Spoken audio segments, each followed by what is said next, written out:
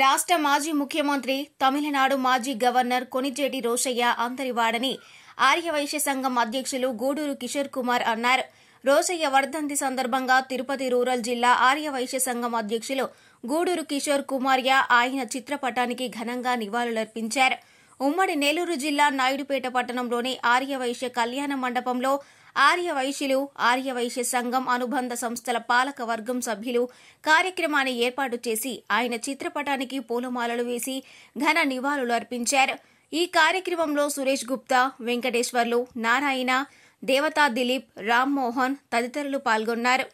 మహానుభావుడు అంటే నిజంగానే మన ఆర్యవైశ్యుల్లో అటువంటి మహానుభావుడు, ఉన్నతమైన మనిషి మనకి మళ్ళీ ఇంతవరకు ఎక్కడ రాలేదు. ఆయన తర్వాత ఆయనంత వాడిగా మన టీజీ వెంకటేష్ గారు ఇప్పుడు ఆర్యవైశ్య సంఘాలని, ఆర్యవైశ్య మహాసభని, వీటినన్నిటినీ ఆయన తర్వాత ఆయనంత